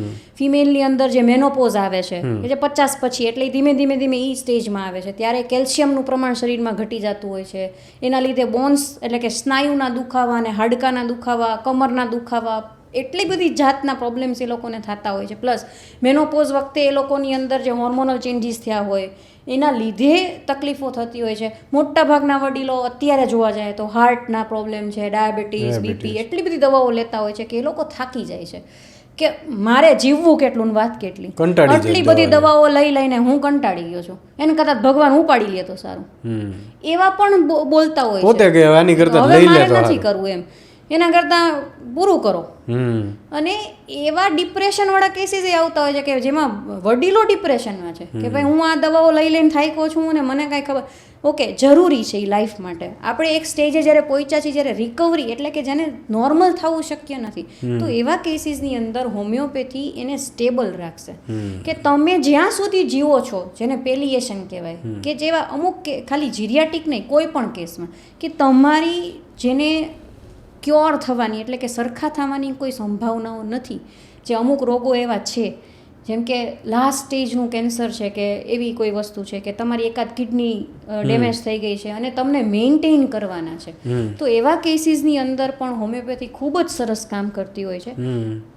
દવાના નામ એટલા માટે લેવા અનુકૂળ નથી કારણ કે એ પર્સન ટુ પર્સન ડિફર કરે છે, બરાબર. તો એવા કેસીસની અંદર રાત્રે નીંદર નું આવે વડીલોની અંદર, એના લીધે એટલું બધું એ લોકો ફ્રસ્ટ્રેટેડ થઈ જાય કે મેડમ રાત્રે કરવું શું અમારે, એના લીધે પ્રોબ્લેમ થતું હોય છે. તો એ લોકો એ ફ્રસ્ટ્રેશનમાંથી બહાર કાઢવા માટે પણ હોમિયોપેથી એને મીઠી ગોળી અસર કરે, 100% કરે. એટલે મીઠી ગોળી એ એટલી બધી અસર કરે છે. મારી પાસે એ તો હવે ડેથ થઈ ગયું એમનું, પણ એ 95 વર્ષના દાદા આવતા હતા, 92 કે 93 વર્ષના. એ મારી પાસે 80 વર્ષના કે 82 વર્ષના હતા ને, ત્યારે એણે ચાલુ કરી હતી દવા 82 વર્ષની આજુબાજુ. તો એણે મને એમ કીધું હતું કે મેડમ, એટલે દીકરી તરીકે જ આપણને સંબોધતા હોય કે દીકરી મારે 100 વર્ષ જીવવું છે. એટલે મેં કીધું ઓકે દાદા, તમારે પ્રોબ્લેમ તો કે નીંદર નથી આવતી, મને પગ બહુ દુખ્યા કરે છે, મારા સ્નાયુ મને આમ હડપ નથી થતી, મને ચાલુ આમ એકદમ પરફેક્ટ. એ પેશન્ટ આવે આપણી પાસે, આપણે જોઈએ તોય આપણને એમ થાય કે ના ના આ 82 વર્ષના છે એમ. તો એણે લગભગ મારી પાસેથી આઈ થિંક 10 વર્ષ દવા લીધી હશે, નાવ તો એનું ડેથ થઈ ગયું. પણ એ છેલ્લે સુધી મને એમ કહેતા કે દીકરી તારી દવાથી મને નીંદર આવી જાય છે. એનાથી વિશે શું? એની સૌથી મોટી સમસ્યા જે હતી કે હું ભૂઈ ન થકતો. હા, કે ભાઈ મને નીંદર નથી આવતી, તું મને ખાલી 4 કલાકની નીંદર દેવડાવી દે તો મને શાંતિ. બાકી આખો દિવસ હું કરું છું, જ્યારે તમારો લાઈફ પાર્ટનર નથી રહ્યો, છોકરાઓ પોતાના સ્ટેજે જાય છે, તો એ એક છે ને, એ એક એવું સ્ટેજ છે કે જ્યારે તમને બહુ એકલતા પણ લાગે. તો એવા કેસીસમાં પણ કામ કરે છે. પ્લસ અમુક જે હોય તમને પ્રોબ્લેમ હોય કે ભાઈ પગની જે નસો નબળી પડી ગઈ, વેરિકોઝ વેઇન જે બૈરાઓમાં હોય કે મેલ્સમાં હોય બહુ ઊભા રહીને, તો એવા કેસીસની અંદર જેની અંદર મેન્ટેન કરવાનું છે. કોઈ પણ પેથી હોય, તમે ઓપરેશન કરાવો તો એ પાછું જો તમે ધ્યાન નહીં રાખો તો થશે. તો એવા કેસીસની અંદર પણ હોમિયોપેથી ખૂબ જ કામ કરે છે. એને કોઈ પણ સંજોગે આગળ વધતો અટકાવી શકીએ છીએ, પ્લસ એનું મેન્ટેનન્સ સરસ કરી શકીએ છીએ. ક્યોર થશે કે કેમ અમુક રોગો જે વડીલોને હોય એ કેવું અઘરું છે. પ્લસ પ્રોસ્ટેટના ઇશ્યુઝ ઘણા બધાને હોય છે, તો એ વસ્તુઓને ઠેલી શકીએ. તો એવું કરી શકીએ આપણે હોમિયોપેથીથી. આપણે ઘણી બધી તમારા 10 વર્ષથી વધારેનો અનુભવ, ઓલમોસ્ટ 13 વર્ષથી જેટલો અનુભવ છે, ઘણા બધા એવા કેસીસ આવ્યા હશે તમારી સામે, એને તમે ક્યોર કર્યા હશે અથવા તો એને સર્વાઈવલ કરવું ઇઝી કરી દીધું હશે. એવા અમુક કેસ મારી સાથે શેર કરી શકો કે જે તમને એમ લાગ્યું હોય કે ઓકે ના આ કંઈક મેં અલગ કર્યું છે. અમુક કેસ એવા હશે કે જ્યારે તમે પોતે ઇમોશનલ થઈ ગયા છો કે ઓકે મેં આવું, તો એ શું સ્ટોરી છે એવી?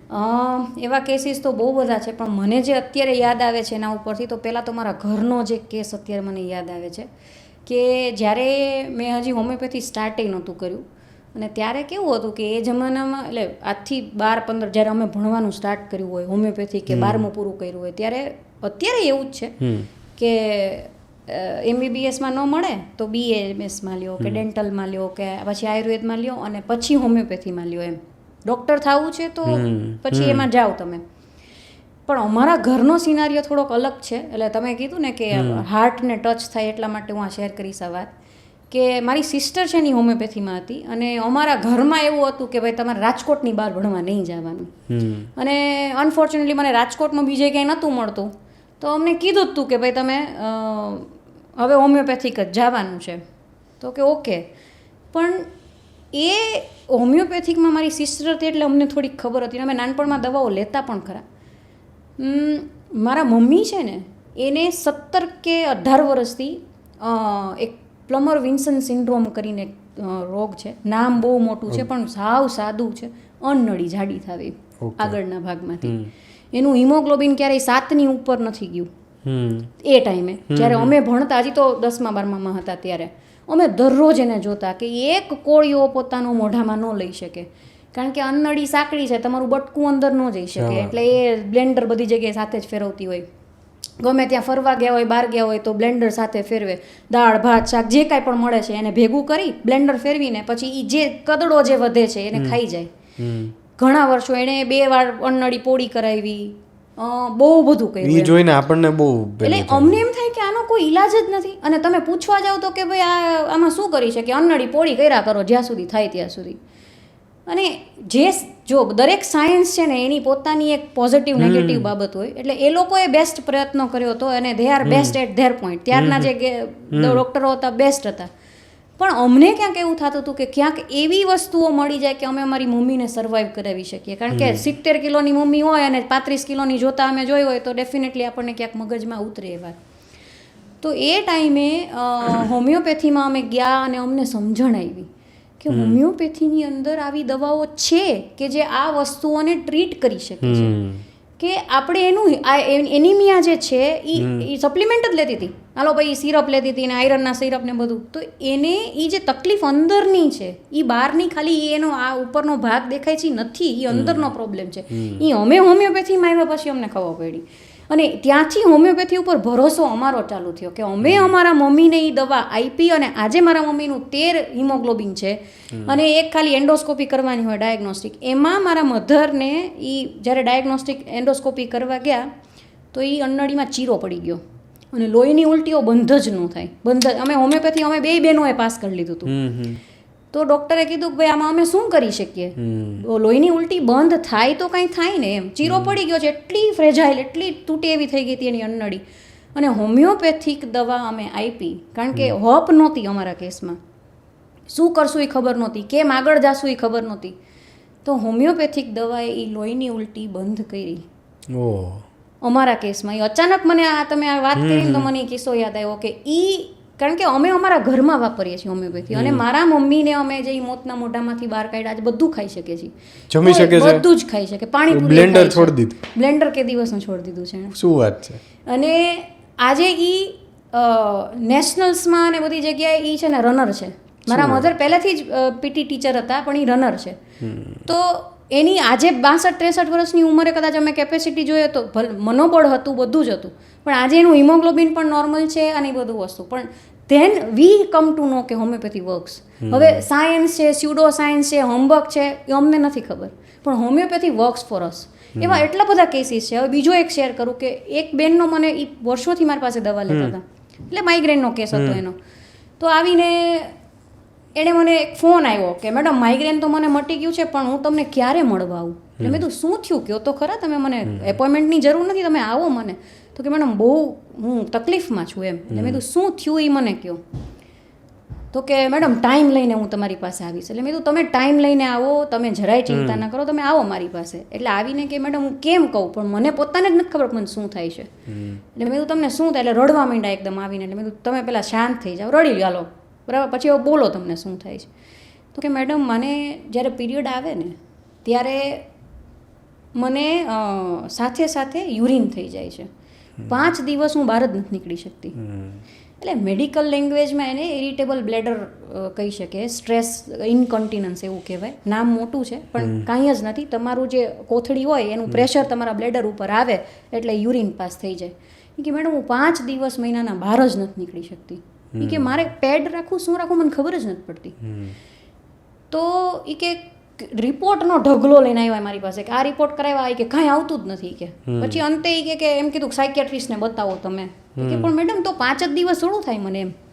હા તો એવું જ કેમ એમ. એટલે મેં કીધું ઓકે તમારો કેસ થોડોક ઓલો. એટલે મને 2 મિનિટ માટે એમ થયું કે આટલા બધા ડોક્ટરો પાસે જઈ આવ્યા છે, બધું જ કરી કે મેડમ મેં અમદાવાદ બોમ્બે બધું બતાવી દીધું. ડોક્ટર એમ કે છે કે તમને સાયકિયાટ્રિક ઇશ્યુઝ છે. હશે આપણને હવે એ કેવું છે કે માનવ શરીર એટલું બધું કોમ્પ્લિકેટેડ ઇન ધેટ સેન્સ છે કે આપણે બધું એકબીજા સાથે જોડાયેલું છે.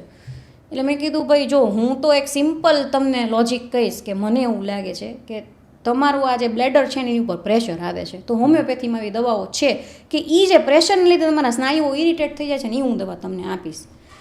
તો એનો આખો કેસ મારી પાસે હતો જ પહેલેથી. એટલે એ મેં લીધો, ફરીથી પાછો રીકેસ ચેકિંગ કર્યું કે તમને શું પ્રોબ્લેમ છે, એના ઇસ્યુઝ બધા જાણ્યા. અને એવી રીતે જ દવા થાય હોમિયોપેથીમાં, બધું જ પૂછવામાં આવે, તાસીરથી ભાવે છે શું નથી ભાવતું બધું જ પૂછ્યું ફરીથી.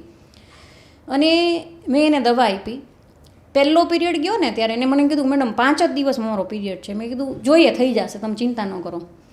એટલે મને એમ થતું હતું કે થઈ જાય તો સારું, કારણ કે આ કેસ કેવો હતો કે જેની અંદર બહુ જ કે ભાઈ પછી તો હુંય સર્ચ કરવા માંડી તો મને જોવા માંડ્યું, કારણ કે અમુક કેસીસ છે ને એમાં તમારે ડૉક્ટર છો એટલે એવું આવડે છે જેવું ન હોય, તમારે બધું સર્ચ કરવું પડે. હુંય વાંચવા માંડી કે અંદર શું છે, કેવી રીતે છે, કારણ કે આવો કેસ મારા માટે પહેલો હતો. તો મેં કીધું, તો એની અંદર લખ્યું હતું કે ઇટ ઇઝ વેરી કોમન, પણ આપણી પાસે ન આવ્યો હોય અથવા તો એ બૈરાઓ અમુક છે ને એ બધું બહુ કાંઈ કીધું કરી લીધું હોય. તો એ કે મેડમ એલોપેથિક લઈ લીધી, આયુર્વેદિક લઈ લીધી, હોમિયોપેથિક લઈ લીધી. એટલે એ કે કોઈક બીજા પાસે ગયા હશે, નજીકના હોમિયોપેથ પાસે ગયા હશે. તો હવે હું શું કરું? મેં કાંઈ નહીં, તમે દવા લ્યો. પહેલો પીરિયડ ગયો ને તેનો મને ફોન આવ્યો, મેડમ કે મને યુરિનમાં વાંધો ન આવ્યો, મેડમ મને સરખું થઈ ગયું. એટલે એટ ધેટ પોઈન્ટ મને એવું થયું કે ભાઈ ના હોમિયોપેથી રિયલી આમ હોમિયોપેથ તરીકે ગૌરવ આપણને થાય કે ના હોમિયોપેથીમાં જે લખેલું છે એ ખરેખર છે, અને એમાં લખેલું જ હતું કે ભાઈ આ ટાઈમે થાય તો આ દવા આવી શકે આમાં.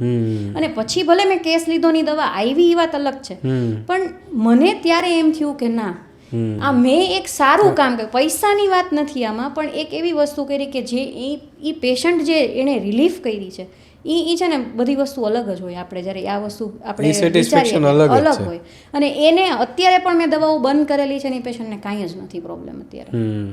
એને એ કે હવે મેડમ હું ફરી હું પહેલાં જેવી નોર્મલ થઈ ગઈ.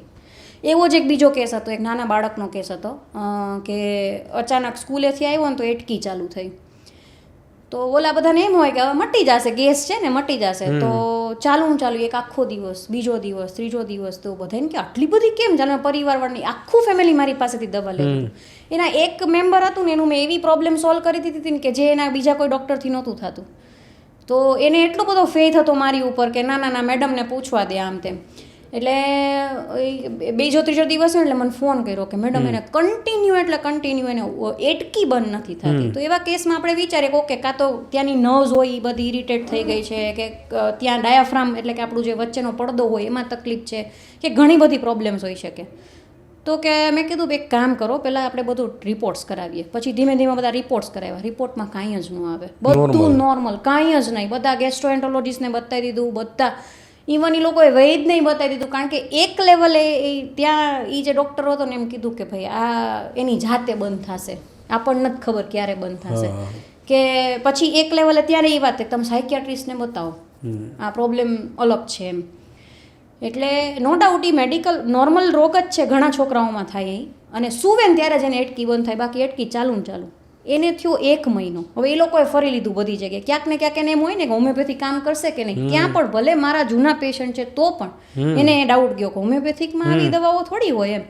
તો બધું ફેંદી લીધું, બધી જગ્યાએ જઈ આવ્યા કે હવે અહીંયા જઈ આવી, અહીંયા જઈ. પછી પાછો મને ફોન આવ્યો, મને કે મેડમ નથી થતું. એટલે મેં કીધું તમે અહીંયા આવો, મને જાણવા તો દો કે એ છોકરાને પ્રોબ્લેમ શું છે. પછી એણે બધી મને વાત કરી. એટલે આ તો એનો પર્સનલ કેસ હતો, એટલે એ આસ્પેક્ટ કે ભાઈ એને કોઈ ખીજાણું હશે. હવે એ એના મનમાં લાગી ગયું, એ છોકરાને ખબર નહોતી. હવે એ આસ્પેક્ટ હતો એક જે મને લાગ્યો કે મગજમાં કે કદાચ આ હોઈ શકે, અને એ એવું ક્યાંક ને ક્યાંક કોરિલેશનમાં છે ખરા કે સ્ટ્રેસ સાથે આ વસ્તુઓ આવે. અને મેં એને એના રિલેટેડ એક મેડિસિન આપી. મેં તમે છે ને પાણીમાં લેજો આ દવા એમ. તો કે મેડમ પાણીમાં આપો છો એ થોડી કામ કરે. એટલે મેં કીધું હોમિયોપેથીની અંદર જેમ તમે ડાયલ્યુટ કરો ને દવા, એનો પાવર વધશે. એટલે પાણીની દવા એ મેજિક થશે, તમે જુઓ. તમે અમારે એક્યુટ કેસ આવતા હોય ને તાવ શરદી, તમે પાણીમાં બનાવીને આપે કે 1 ગ્લાસ પાણી લેજો, અથવા તો 1 કપ પાણી લેજો, એની અંદર 4 ગોળી નાખી અંદર 2-2 કલાકે 2-2 ચમચી લેજો તમે. તો બધા એમ કે મેડમ આ પાણી થોડું અસર કરે. અને પછી એના જ પેશન્ટ આવીને અમને એમ કે મેડમ આ તમે કઈ દવા આપી હતી અમને? આ તો આમ મજા આવી ગઈ એમ, એકદમ સરખું થઈ ગયું. અને એક નહીં, ઘણા બધા પેશન્ટના આવા અનુભવ છે, એટલે એ ખબર પડે કે કામ કરે છે. તો એ પેશન્ટને મેં પાણીમાં દવા આપી. તો 1 દિવસ ગયો, 2 દી કે મેડમ ઓછી થઈ છે પણ હજી બંધ નથી થઈ. મેં ધીરજ રાખો, થઈ જશે. એટલે એ કેસમાં મને એમ હતું કે છોકરો એટલો હેરાન થતો હતો આખી રાત. આ કોઈ કે સ્કૂલે નથી જતો, કેમ જાય? કે આખો દિવસ એટકી ખાઈ નથી શકતો, કે ખાવા દે તો એટકી આવે, કેમ ખાવું? એ કે અમારે પછી ધીરે ધીરે ધીરે એ પેશન્ટમાં સરખું થયું. ચોથા પાંચમા દિવસે એ પેશન્ટની એટકી બંધ થઈ ગઈ. પછી એ છોકરો ઉઠ્યો ને તો કે મમ્મા પાપા મને તો એટકી નથી આવતી એમ. તો એ ભાઈનો મને ફોન આવ્યો કે મેડમ એની એટકી બંધ થઈ ગઈ. મેં કીધું સરસ હાલો. તો એટલે આવા કેસીસ તો ઘણા બધા છે, પણ આવા કેસીસ જે મગજમાં આપણને રહી ગયા હોય કે આપણે એ માણસની આખા ઘરની પરિવાર એમાં ડિસ્ટર્બ, અને એટલા બધા ખુશ થઈ ગયા એ લોકો કે મેડમ આ ખરેખર હોમિયોપેથિકમાં આની હતી અમને નહોતી ખબર. મેં તો એવું નથી, ઘણા બધાને નથી ખબર. એટલે બાળકોની વાત કરી મેડમ, અત્યારે બાળકોનો સ્ક્રીન ટાઈમ છે ને એ બહુ વધી ગયો. નાનકડું બાળક એને સ્પેલિંગ ન આવડતો હોય પણ યુટ્યુબમાં એની નાની નાની આંગળીઓથી આટલા મોટા ફોનમાં ટચ સ્ક્રીન કરીને કાં ટેબ્લેટમાં એ કન્ટિન્યુ દઈ દો એટલે પૂરું સાયલેન્ટ, બાકી આખું ઘર માથે લીધું હોય. આવા બાળકોને કઈ રીતે એને મેનેજ કરવા, એમાં એ શું છે એ આખી પ્રોસેસ, એમાં કઈ રીતે તમે હેલ્પફુલ થઈ શકો એના વિશે થોડી વાત. અત્યારનો જે આ 21st સેન્ચુરી છે એમાં અમે લોકોએ આ દાયકાની અંદર જે છોકરાઓમાં ચેન્જીસ જોયેલા છે એ બહુ જ અલગ રીતના હોય છે. પહેલાંના મોબાઈલ નહોતા એ લોકો પાસે, સોશિયલ મીડિયાનું એક્સપ્લોરેશન નહોતું, તો એ આખી અલગ વસ્તુઓ હતી, લોજિકલ ડેવલપમેન્ટ હતું. અત્યારે તો એઆઈ આવી ગયું છે એટલે બાળકો નો ડાઉટ બધી વસ્તુઓ શીખે છે એની સામે વાંધો નથી, પણ સામે સ્ક્રીન ટાઈમ વધી ગયો છે. શું જોવે છે એનો 100% કંટ્રોલ છે ને માતા પિતા ઉપર છે જ નહીં, અને ગમે એટલો ટ્રાય કરો ને તો એ નહીં જ રહે. તો એના લીધે એટલું બધું શીખીને આવે છે બાળક, અને એ જે શીખે છે ને એ બિહેવિયરલ પણ શીખે છે, ફિઝિકલી પણ અમુક વસ્તુઓ શીખી જાય છે, મારવાનું ને એવું બધું, કે સામેનું કાર્ટૂન એવું જોઈ લીધું, રીલ્સ જોતા હોય ઘણી બધી વખત, તો એની ઉપર આપણો કોઈ એવો કંટ્રોલ નથી બાળક ઉપર, તો એવું જોઈ લે છે, એનું બિહેવિયર એવું થઈ જાય છે, જે જોવે છે એના જેવું થઈ જાય છે. અને બધા જ કન્ટેન્ટ સારા નથી આવતા, એમાંથી કોઈ વસ્તુ પકડી લે છે ને એના લીધે આખું ઘરનું વાતાવરણ ખરાબ થાય, બાળકનું ભવિષ્ય ખરાબ થાય. એક છે ને પોપકોર્ન બ્રેઇન કરીને એક આવે છે, એ એકચ્યુઅલી મેડિકલ ટર્મિનોલોજી નથી, પણ એનાથી આજે રીલ્સમાં જે ફેરવા કરે ને એના લીધે એનું કોન્સન્ટ્રેશન લેવલ છે ને એટલું બધું ડાઉન થઈ ગયું છે. બાળક 2 સેકન્ડની અંદર એ રીલ ફેરવી નાખે, 2 સેકન્ડની અંદર એ રીલ ફેરવી નાખે, કારણ કે તમારું એન્ગેજમેન્ટ જ નથી થતું. એટલે બાળકની અંદર જે ચંચળતા, એડીએચડી, ઓટિઝમ આખી અલગ વસ્તુ છે, પણ એડીએચડી કહીએ કે બાળકમાં એકદમ આમ ગુસ્સો આવવો, તમે મોબાઈલ લઈ લ્યો છો એટલે એટલું બધું એગ્રેસિવ કે તમે એવા કિસ્સાઓ સાંભળેલા છે કે ભાઈ મમ્મીને મારી દીધું, એટલું બધું કરે છે. તો એવા કેસીસની અંદર અમે કાઉન્સેલિંગ કરીએ, એને સમજાવીએ અને હોમિયોપેથિક દવાઓ આપી શકીએ. એની પણ હોમિયોપેથિક દવાઓ છે. પ્લસ એ સ્ક્રીન ટાઈમના લીધે જે આંખોનું ડેમેજ થાય છે, આંખો ખેંચાય છે, ચશ્માના નંબર અત્યારે છોકરાઓમાં બહુ વધારે આવે છે, પહેલાંના જમાના કરતાં અત્યારે બહુ વધારે છે. તો એની અંદર પણ આપણે આ હોમિયોપેથિક દવાઓ આપી અને આંખોને થતાં નુકસાન, જે ડ્રાયનેસ થઈ જાય, લાલ આંખો થઈ જાય છે, ચોડી આંખું આમ ચોડીને આવે કે ભાઈ મેડમ આ લાલ કરી નાખે છે આંખો, ત્યારે ખાલી છોકરાનું નહીં, મધર ફાધરનું પણ કાઉન્સેલિંગ થાય કે ભાઈ તમે આપો છો એટલા માટે એ બાળક લે છે, તમે પણ સમજો અને આ બધી વસ્તુઓ કરાવડાવો. એ અમે લોકો એને કહીએ છીએ. પ્લસ એ જ્યારે સ્ક્રીન ટાઈમ જમવા બેસે ત્યારે મોબાઈલ આપી દે છે, બાકી જમે નહીં, નથી એમ કે એક વર્ષનું બાળક હોય ને એને રાઇમ્સ ચાલુ કરી દે, એની સામે કાંઈ વાંધો નથી, બરાબર, પણ બાળક શું ખાય છે, શું ટેસ્ટ ડેવલપ થાય છે ખબર જ નથી, કાંઈ જ ખબર નથી. ચાવીને ખાય છે કે એમને ઉતારી જાય છે, એના લીધે પેટના તકલીફો થાય છે, એના લીધે ઓબેસિટી વધે છે, તમને ખબર જ નથી શું ખાય છે, કેટલું ખાય છે, કાં અંડર વેઇટ થઈ જાય છે કાં ઓવર વેઇટ થઈ જાય છે, ન્યુટ્રિશનલ બેલેન્સ ઝીરો થઈ જાય છે. પછી આપણે સપ્લિમેન્ટ આપીએ, એના કરતાં જે નેચરલ વેથી આપણે ખાઈએ પીએ છીએ એને કેવી રીતે બેલેન્સ કરવું, પ્લસ હોમિયોપેથી બધી વસ્તુ કે એનાથી જે ડેમેજ થયું હોય એને કેવી રીતે મેનેજ કરી શકે, એ બધાની અંદર ખૂબ ઓછી દવાઓથી અને ખૂબ સારા રિઝલ્ટ અમને મળતા હોય છે. બીજી એક વસ્તુ મને યાદ આવી ગઈ અચાનક કે થાઇરોઇડ જેવી બીમારી જે છે, મતલબ એ જે સિચ્યુએશન છે એમાં હોમિયોપેથી હેલ્પ કરી શકે? 100% કરી શકે. મારી પાસે અત્યારે એક કેસ છે, થાઇરોઇડના બહુ બધા કેસીસ છે. થાઇરોઇડ ઘણી બધી પ્રકારે અલગ એના નામ છે. થાઇરોઇડ એક ગ્રંથિ છે જે બધાયમાં છે. થાઇરોઇડ હોર્મોન છે તો આપણું શરીર ચાલે છે.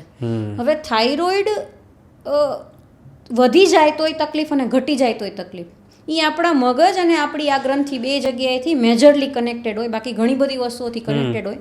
પણ થાઇરોઇડની અંદર અમે એવું જોયેલું છે કે દવાઓ ચાલુ છે, એની જે હાઇપોથાઇરોઇડિઝમની કે લીલો કે સૂકા થાઇરોઇડની જે દવાઓ ચાલુ, છતાં પણ પેશન્ટને સિમ્પટોમ્સ આવે છે, કાંઈક ને કાંઈક તકલીફો રહે છે. લીલો થાઇરોઇડ હોય તો વજન વધતો જ જાય, દવાઓ ચાલુ છે છતાં પણ, અથવા પાવર જ વધતો જાય છે એનો, કે 100 પાવર ચાલુ છે તો 150 થાય છે, 150 થાય તો એનાથી વિશેષ તો કેટલાક પાવર લઈ શકાય. અને ક્યારેક ક્યારેક દવાઓ એમને જાતે બંધ કરી દે છે પેશન્ટ, એના લીધે બહુ બધું નુકસાન થાય. તો હોમિયોપેથિક થાઇરોઇડને જળ મૂળથી મટાડી શકે છે.